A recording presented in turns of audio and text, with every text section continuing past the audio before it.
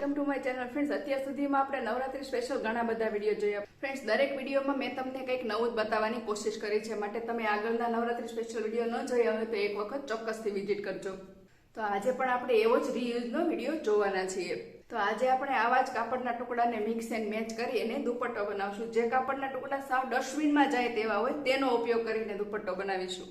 તો તમે જોઈ શકો છો જે આ કાપડના ટુકડા લીધા છે તે સાવ વેસ્ટ ફેબ્રિક છે, જેને આપણે ફેંકી દેતા હોઈએ છીએ।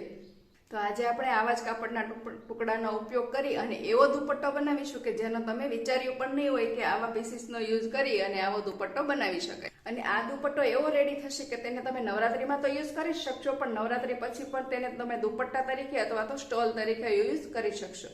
ને દુપટ્ટો બનાવવાના જે મેઇન ફેબ્રિકનો યુઝ આપણે કરવાના છીએ તે 1.5 મીટર લીધેલું છે, તે મલ કોટન છે। સૌપ્રથમ તો જે કાપડના નાના નાના ટુકડા છે તેને એક જ સરખી સાઈઝમાં કટિંગ કરી અને આવી રીતે જોઈન્ટ કરી લીધા છે। પીસને જોઈન્ટ કરતી વખતે ધ્યાન રાખવાનું કે વ્યવસ્થિત કલર કોમ્બિનેશન આવે એ રીતે જોઈન્ટ કરવાના, અને પછી જોઈન્ટ કર્યા પછી વ્યવસ્થિત ઇસ્ત્રી કરી લેવાની। હવે આપણે આગળ જે વેસ્ટ ફેબ્રિક યુઝ કરવાનું છે તે તમે ડીએફ ડિઝાઇન ઉપર રેગ્યુલર વિડીયો જોતા હશો તો તમને ખ્યાલ હશે કે આ કાપડ કયું છે। આના પહેલા મેં આગળ શોર્ટ વિડીયો આપેલો છે ચણિયાચોળી રીયુઝનો। જૂની ચણિયાચોળીને મેં કટિંગ કરી અને તેમાંથી બ્લાઉઝ બનાવેલું છે। શોર્ટ વિડીયો આપેલો છે, તેનો લોંગ વિડીયો તમારે જોવો હોય તો મને કમેન્ટ કરો। આ કાપડને મેં વોશ કરી અને પછી ઇસ્ત્રી કરી લીધેલી છે। હવે આ કાપડમાંથી જેટલું ઉપયોગમાં લઈ શકાય તેટલું કાપડ છે તેટલું રાખીશું અને બાકી કટિંગ કરી લઈશું।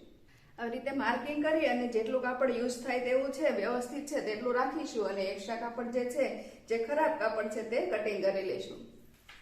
આવી રીતે ખરાબ કાપડ અલગ કરી અને અહીંયા ઉપરથી કાપડ ડબલ છે તેને વચ્ચેથી કટ કરી અને 2 પીસ બનાવી લઈશું।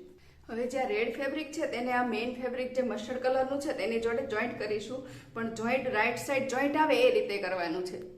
આ રાઈટ સાઈડ છે અને આની પણ આ રાઈટ સાઈડ છે, આવી રીતે જોઈન્ટ આવે એ રીતે સિલાઈ લગાવી લઈશું। ને જોઈન્ટ રાઈટ સાઈડ આવે છે એટલે તે દેખાય નહીં, તેના માટે શું કરવું તે આપણે આગળ જોઈશું। આવી રીતે જોઈન્ટ કરી લીધા પછી હવે રેડ પાર્ટની જોડે જે આપણે મલ્ટી કલરનું રેડી કર્યું હતું તેને પણ આવી રીતે રાઈટ સાઈડ જોઈન્ટ આવે એ જ રીતે પૂરામાં સિલાઈ લગાવી લઈશું। આને પણ આવી રીતે લગાવી લીધું છે અને આ જ રીતે સામેની સાઈડ પણ રેડી કરી લઈશું।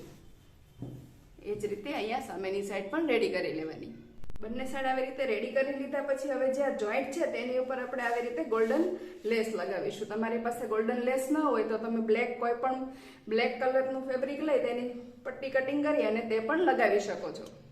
આ રીતે બંને બાજુ લેસ લગાવી લીધા પછી હવે દુપટ્ટાની ચારે બાજુ આપણે ફિનિશિંગ આપીશું। તેના માટે મેં બ્લેક કલરની આવી રીતે પટ્ટી રેડી કરી લીધી છે, તેને દુપટ્ટાની અંદરની સાઈડ લગાવીશું અને બહારની સાઈડ ફોલ્ડ કરી અને પછી બીજી સિલાઈ લગાવી લઈશું। તો ફ્રેન્ડ્સ, વેસ્ટ ફેબ્રિકમાંથી આ રીતે તમે ડિઝાઇનર દુપટ્ટો બનાવી શકો છો અને તમે જોઈ શકો છો કેટલો સુંદર લાગે છે। તમને જો આ દુપટ્ટા ડિઝાઇન પસંદ આવી હોય તો મને કમેન્ટ કરીને જણાવો, અને જલ્દીથી લાઇક, શેર અને સબસ્ક્રાઇબ પણ કરી દેજો। અને આવા જ નવા વિડીયોમાં ફરી મળીશું। Thank you.